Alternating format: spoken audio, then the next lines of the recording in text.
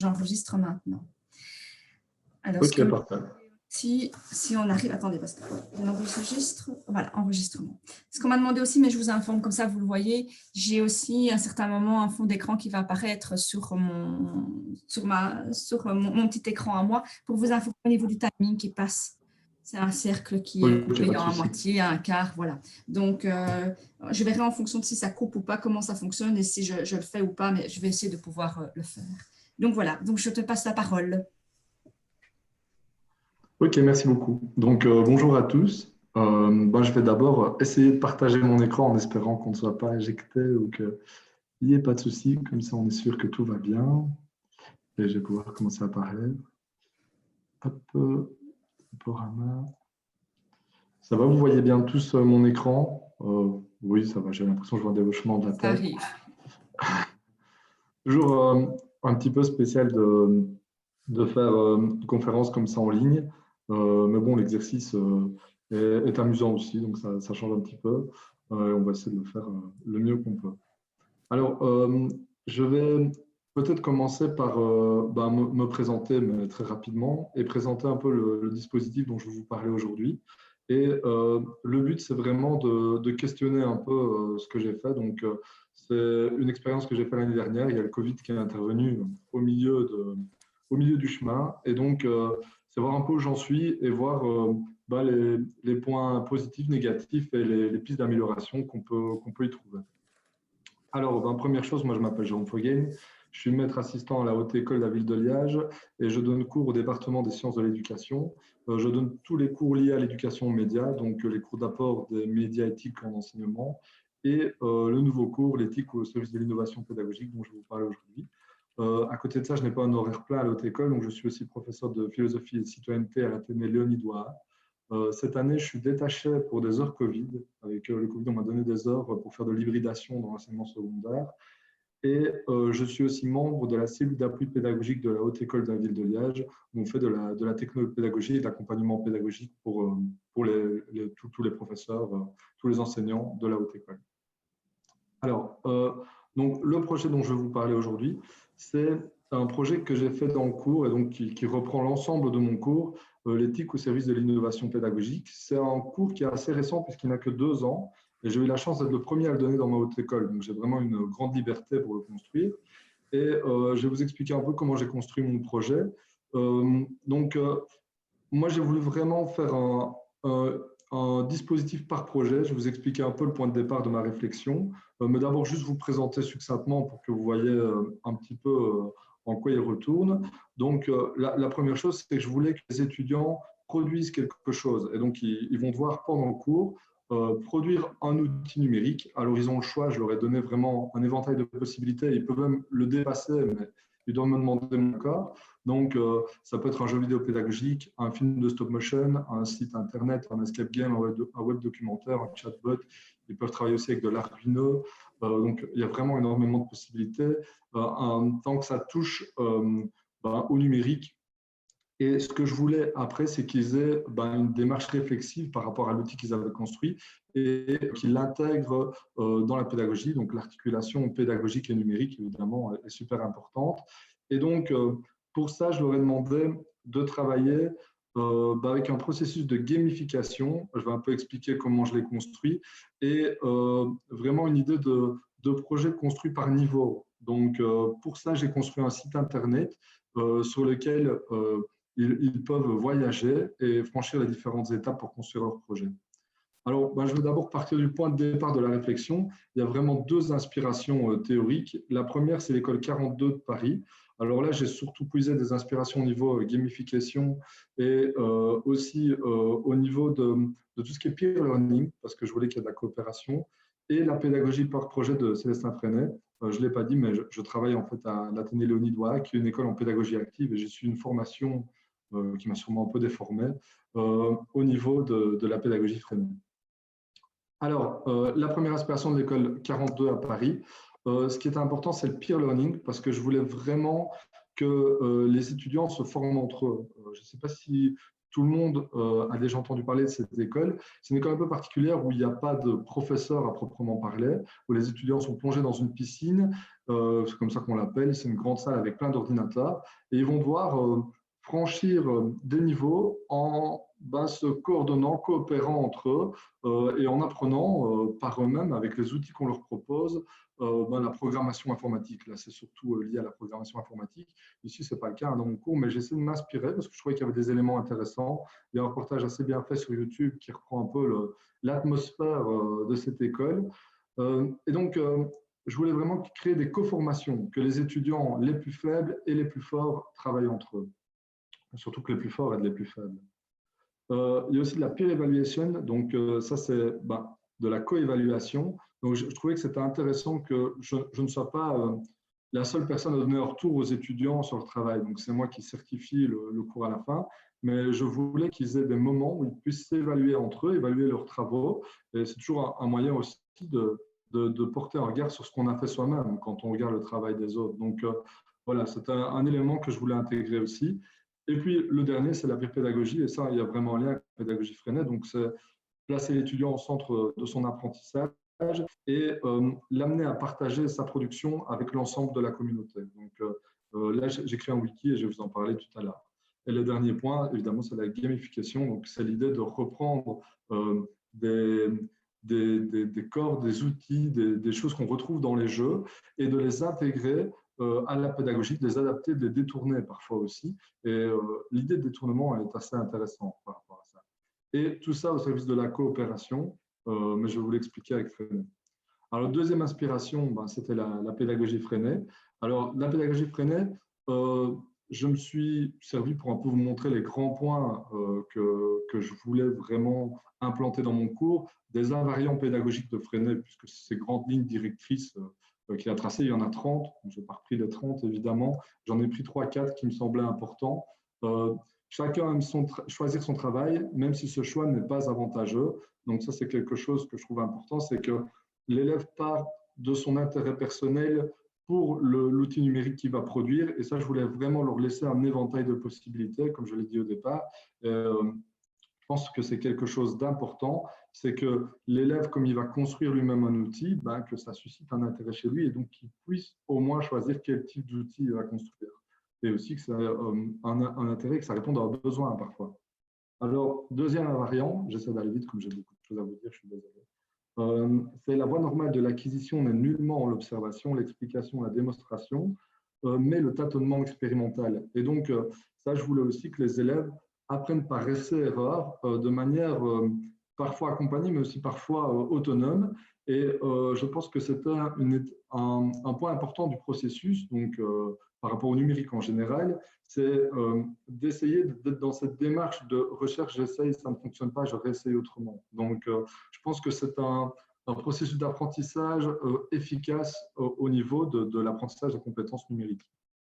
Et la variante numéro 24, la nouvelle école suppose la coopération scolaire, c'est-à-dire la gestion par les usagers, l'éducateur compris, de la vie et du travail scolaire. Donc, je voulais, par exemple, par la co-formation et la co-évaluation, que les étudiants prennent part à la structure même du cours, qu'ils ne soient pas juste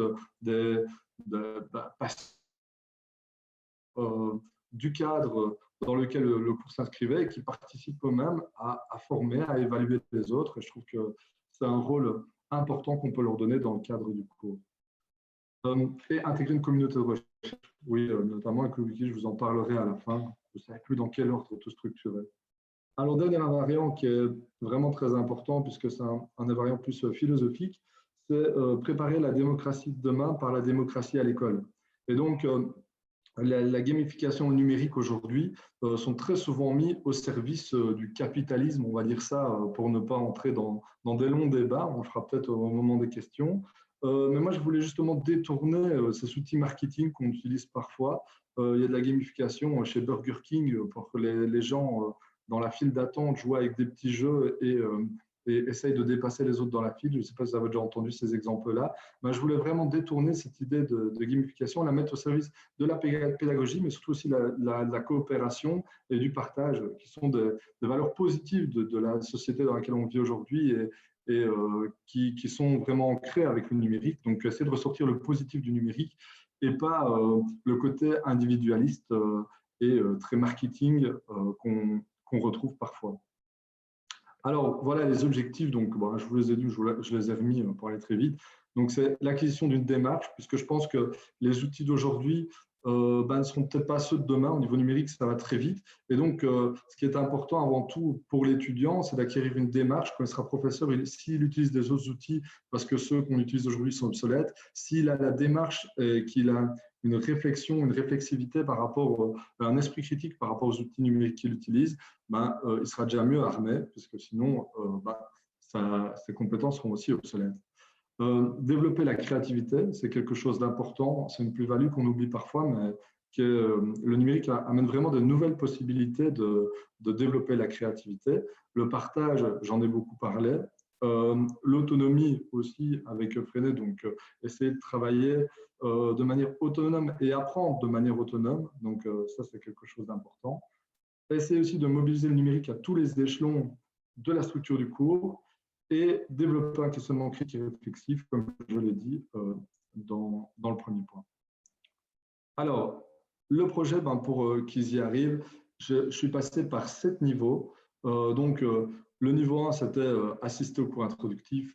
Là, c'était vraiment une base théorique pour un peu les amener à réfléchir et se poser des questions par rapport à la société numérique dans laquelle on vit aujourd'hui. Je partais notamment de Michel Serres et de ses réflexions dans Petite Poussette. Dans le niveau 2, c'est remplir le choix de scénario pédagogique et donc déjà rechercher quel type de scénario pédagogique on va faire. Le troisième étape, c'était planifier son projet. Et donc là, ça peut être un storyboard, ça peut être utiliser un logiciel comme Trello, par exemple, pour faire de la planification de projet ou une mind map. Le niveau 4, c'était produire son projet. Et puis, les niveaux suivants sont plus réflexifs. Donc, le niveau 5, remplir une fiche d'analyse réflexive et faire une auto-évaluation et une évaluation du cours, parce que je trouvais que c'était important qu'il fasse aussi une évaluation du cours. Le niveau 6, c'était rendre 3 tests de co-évaluation. Je voulais que ce soit 2 condisciples de la classe et une personne externe, parce que je trouvais que c'était intéressant de demander, par exemple, demande à ton petit copain ce qu'il pense du projet que tu as fait. Lui, il n'a rien à voir avec l'enseignement. Qu'est-ce qu'il en pense? Donc, je trouvais que c'était intéressant aussi d'avoir un retour extérieur. Et le niveau 7, c'est l'examen oral, la défense orale. Alors, en plus de chaque niveau, chaque étudiant est obligé de participer à une co-formation et réaliser les 3 co-évaluations. C'était dans le niveau 6. Voilà, c'est un petit peu complexe comme dispositif. C'est d'ailleurs un des points négatifs qu'on m'a reproché. Alors voilà un peu, je vous ai donné un aperçu du site parce que je n'avais pas envie de quitter le partage d'écran, de tourner dans des sites externes, etc. Et donc, ils apprennent vraiment, ils cliquent, ils avancent et ils ont à chaque fois un chemin différent en fonction du type de projet qu'ils veulent réaliser. Alors, l'évaluation, voilà comment elle se passait. J'ai fait un système de points qui est très discutable. Je vais revenir dessus cette année, mais je vous montre quand même. Je vais être honnête de la manière dont j'ai fonctionné. Et donc, je voulais valoriser le fait qu'il soit présent au cours, mais aussi valoriser plein d'autres aspects qui ne rentrent pas toujours dans la cote. Voilà, la réussite est à 3000 points, vous pouvez jusqu'à 5000, ça c'est 20 sur 20. J'ai dû un peu réadapter avec le Covid, etc., mes points, donc ça a été un petit peu foireux. Mais de toute façon, ce système de points, je pense, est à revoir. Et donc, il fallait valider chaque niveau pour avoir un certain nombre de points. Mais ils pouvaient aussi obtenir des points s'ils aidaient les autres, donc en participant à des co-formations, s'ils créaient un tutoriel pour les autres, s'ils créaient une affiche pour leur projet, s'ils assistaient à d'autres éléments, par exemple une conférence, ou qu'ils allaient visiter un Créalab, des choses comme ça, ils pouvaient gagner des points aussi pour le cours et ils pouvaient en perdre, évidemment, s'il y avait des choses comme du plagiat, une absence à l'examen, ne pas avoir participé à des confirmations. Donc, et si il n'était jamais là au cours, donc je voulais aussi le mettre en avant. Ça, je l'ai rechangé après, puisque au niveau légal, je n'étais pas dans un cours à présence obligatoire, et donc j'ai repris une ancienne grille, mais ça, j'ai dû le changer. Alors voilà, on va arriver vraiment au moment de l'analyse. Il me reste 5 minutes pour faire ça. Alors les points positifs, le premier, c'est le Covid. Pourquoi? Parce que quand le Covid est apparu, j'avais déjà tout qui était réalisé. J'avais une plateforme à distance et les étudiants ne se sont pas sentis tous perdus. Certains se sont quand même sentis perdus, mais il y avait déjà des points de repère et comme toute la plateforme à distance était construite, moi, je n'ai pas paniqué au moment du Covid pour ce cours-là. Je me suis dit, c'est chouette en fait. Sans le savoir, j'avais déjà fait une plateforme à distance Et donc, ils ont tous les éléments pour pouvoir travailler justement en autonomie de chez eux, construire des choses et que je leur donne des retours au fur et à mesure. Alors, le dispositif était intéressant au niveau de la créativité des étudiants. Vous allez voir, je vais vous donner un lien après vers des projets qui ont été réalisés. Et je trouve qu'il y a vraiment des choses chouettes, innovantes. Ils ont eu des idées parfois vraiment à laquelle j'avais pas pensé du tout, auxquelles je n'avais pas pensé du tout. Mais à côté de ça, parfois, il y a des choses qui sont un petit peu faibles. Alors, ils mobilisent plein de compétences, mais ils n'en ont pas toujours confiance. J'ai remarqué que souvent, le moment réflexif était assez faible. Donc, parfois, ils me produisent un super outil, et puis, ils ne sont pas capables de se dire, ben, voilà les compétences que j'ai mobilisées, voilà ce qui est intéressant pour les élèves. Puisqu'il y avait des compétences au niveau numérique, des compétences d'éducation aux médias pour les élèves, et puis des compétences liées à leur cours. J'ai oublié un point important, c'est que ce cours se donne pour tous les régendas. Donc, je me retrouve avec des classes un peu mélangées.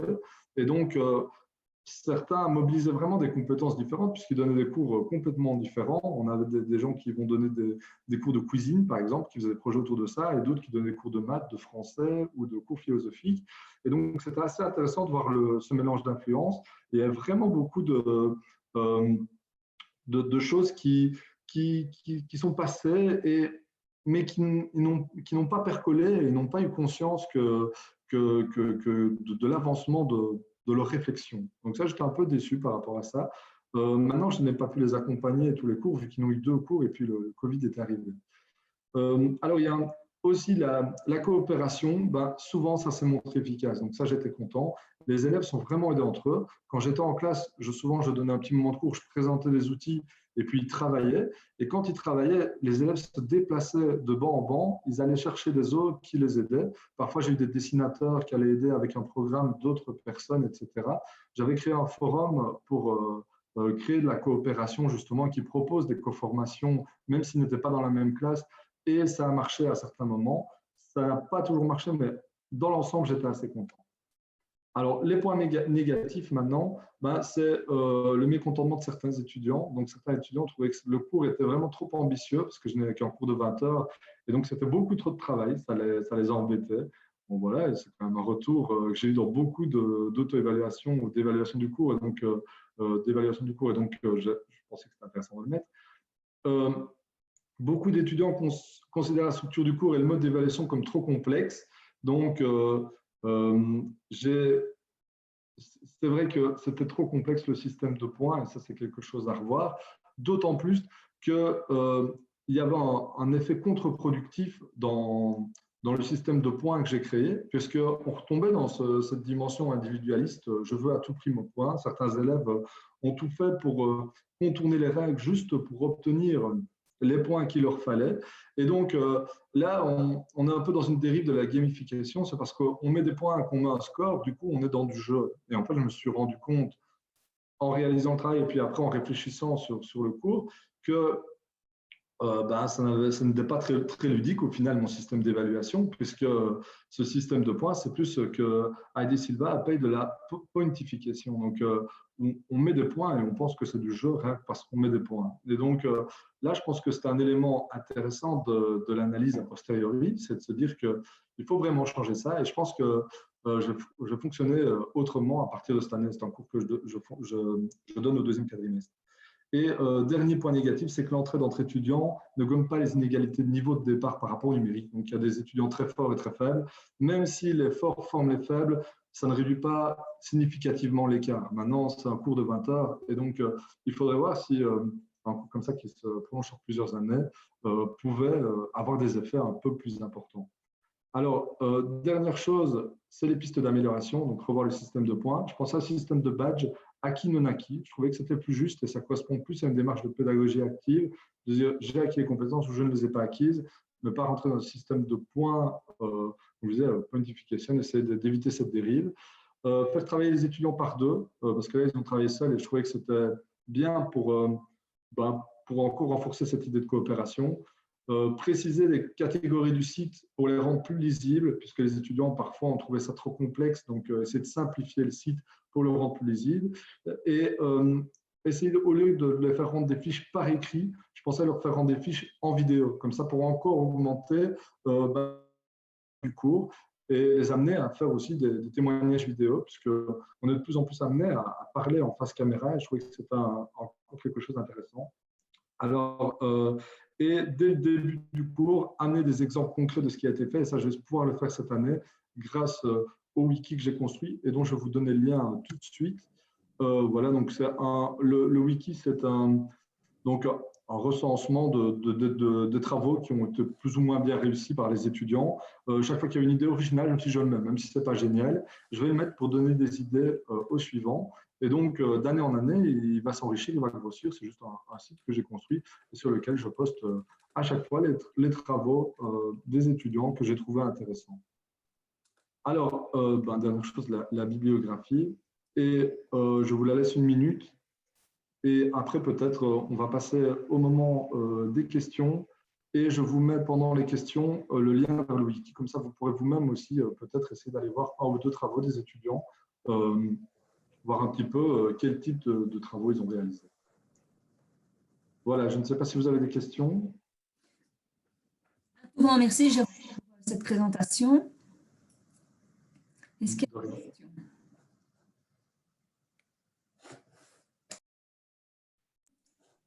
Il faut que je regarde dans le... Alors,